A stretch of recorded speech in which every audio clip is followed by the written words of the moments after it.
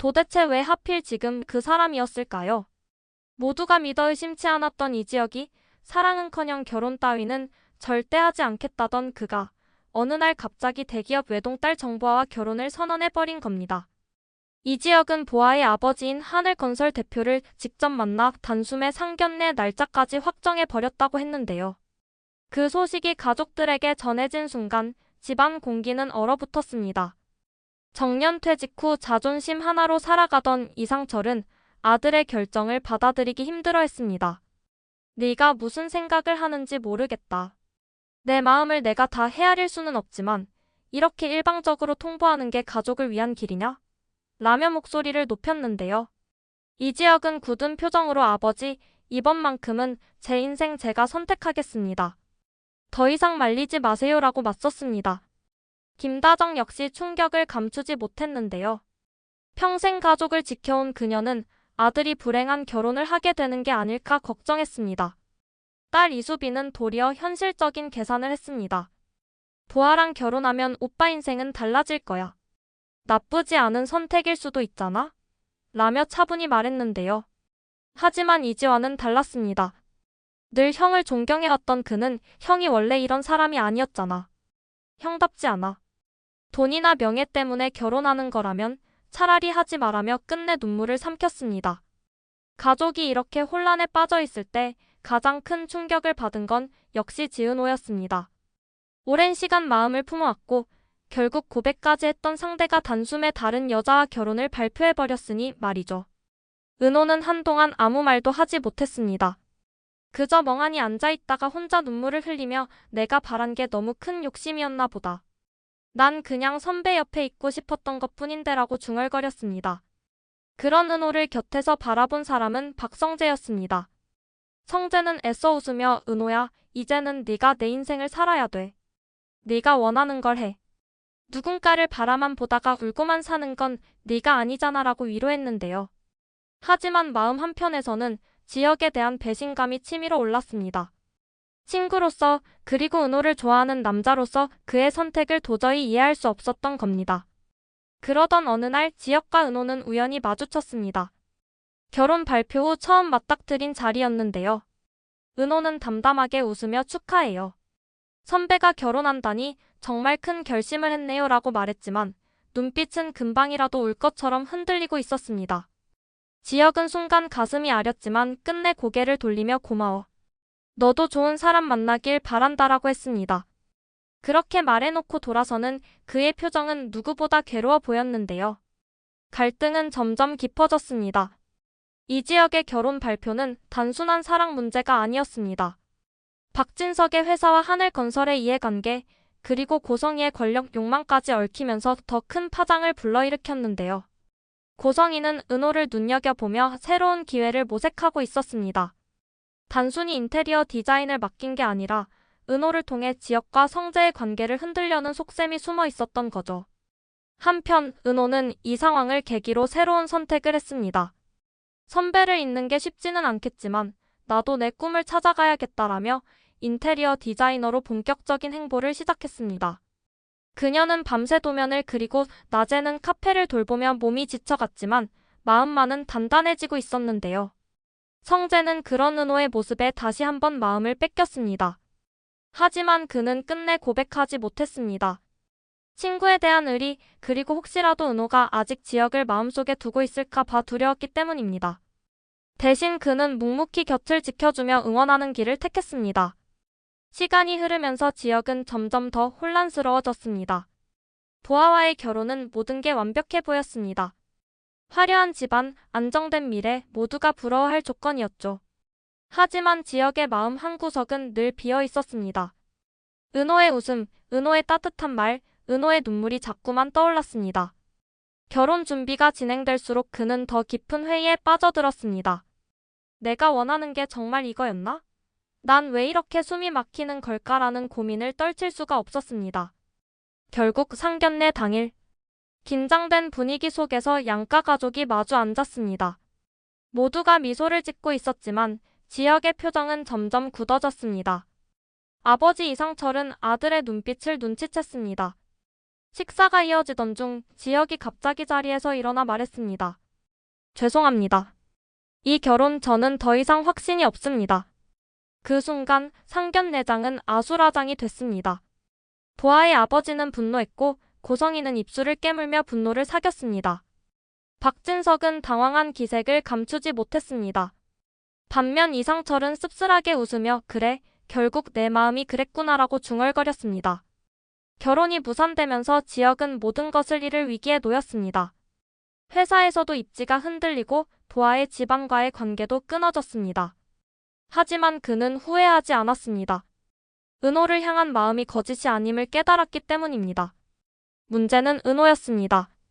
그녀는 이미 지혁을 잊으려 노력하고 있었고 새로운 길을 가고 있었거든요.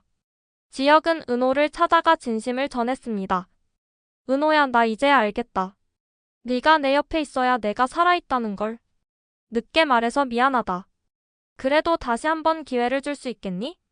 은호는 잠시 그를 바라보다 고개를 저었습니다. 선배, 전 이제 더는 상처받고 싶지 않아요. 저한테는 저를 믿고 지켜주는 사람이 필요해요. 그 말에 지혁은 무너져 내렸습니다. 하지만 이야기는 여기서 끝나지 않았습니다.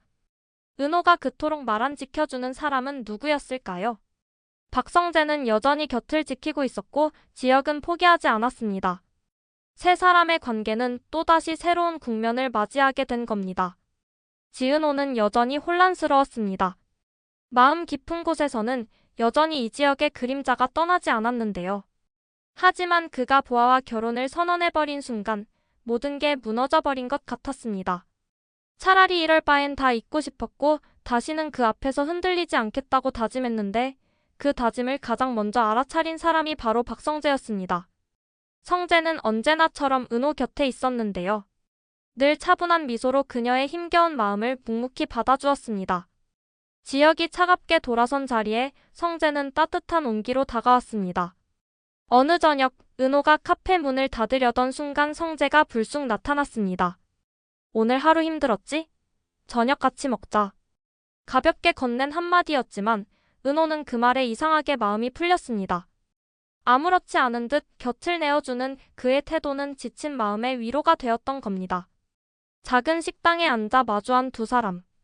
은호는 하루의 피곤함을 털어놓으며 웃었고 성재는 그 웃음을 진심으로 지켜보았습니다. 너 혼자 힘들어하지 마. 네가 웃고 싶을 때 울고 싶을 때 내가 다 옆에 있을게. 성재의 말은 담백했지만 강하게 마음을 울렸습니다. 순간 은호는 젓가락을 내려놓고 그를 바라보다가 겨우 입을 열었습니다. 왜 이렇게 잘해줘요? 나 아직 선배 못 잊은 거 다 알면서도? 성재는 망설임 없이 대답했습니다. 알아. 그래도 괜찮아.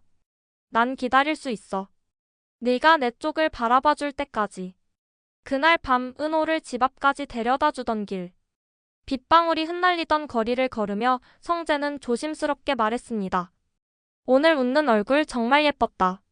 그 웃음 내가 계속 지켜주고 싶다. 은호는 심장이 두근거렸습니다. 하지만 그 감정을 애써 웃음으로 덮고 문 안으로 들어섰습니다. 며칠 후 지혁은 우연히 은호와 성재가 함께 있는 모습을 보게 됩니다. 성재가 은호의 무거운 서류를 들어주며 농담을 건네고 은호가 웃음을 터뜨리는 순간 그 장면은 지혁의 마음을 강하게 흔들었습니다. 결혼을 준비 중이면서도 그는 도저히 눈을 뗄 수 없었습니다. 시간이 흐르면서 은호의 마음도 변하기 시작했습니다. 성재와 함께 있으면 편안했고 웃음이 자연스러워졌습니다. 하지만 동시에 지혁에 대한 미련이 완전히 사라진 건 아니었습니다. 두 사람의 이름이 동시에 가슴을 두드렸고 그 안에서 흔들리는 자신이 더 혼란스러웠습니다. 그런 어느 날 밤 은호는 과로로 쓰러졌습니다. 고열에 시달리며 몸져 누운 그녀의 곁을 가장 먼저 찾은 건 또다시 성재였습니다. 차가운 수건을 이마에 얹으며 그는 속삭였습니다. 조금만 더 버텨. 내가 옆에 있으니까. 은호는 눈물이 났습니다. 열에 시달리는 와중에도 떨리는 목소리로 물었습니다. 성재씨 왜 이렇게까지 해줘요? 나 아직 흔들려요. 성재는 은호의 손을 꼭 잡으며 대답했습니다. 괜찮아. 흔들려도 돼. 네가 흔들려도 나는 끝까지 붙잡아 줄 거야. 그 순간 은호의 눈빛은 달라졌습니다. 마음속에 작게나마 새로운 불빛이 켜진 듯 했습니다. 그러나 운명은 그렇게 쉽게 한쪽을 선택하게 두지 않았습니다. 지혁이 결국 은호 앞에 나타난 겁니다. 그는 모든 걸 포기할 각오로 솔직한 마음을 전했습니다. 은호야, 나 이제 알았다. 네가 내 옆에 있어야 내가 살아있다는 걸. 늦었지만 다시 시작할 수 없을까? 은호는 숨이 막혔습니다. 한때 간절히 듣고 싶었던 고백이었는데 이제 와서 들으니 마음이 아프기만 했습니다. 말문이 막힌 은호 앞에서 성재가 한 걸음 나섰습니다. 지혁아, 이제 그만해. 은호는 네가 선택하지 않았을 때 혼자 아파했고 그때 내가 옆에서 끝까지 지켰다. 네가 잃어버린 시간을 난 함께했어. 그러니까 이제 그만두라고.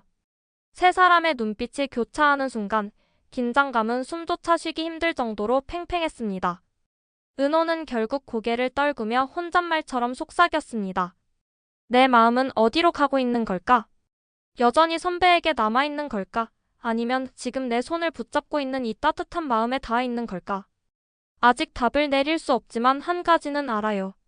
이젠 혼자가 아니라는 거. 그 말은 두 남자의 심장을 동시에 울렸습니다. 지혁은 잃어버린 것을 뼈저리게 깨달았고 성재는 지켜온 시간이 결코 헛되지 않았음을 느꼈습니다. 시청자들은 과연 지혁과 은호가 다시 이어질 수 있을지, 성재의 마음은 어디로 향할지, 그리고 가족들이 어떤 선택을 하게 될지를 지켜보며 끝까지 긴장감을 놓을 수 없을 겁니다.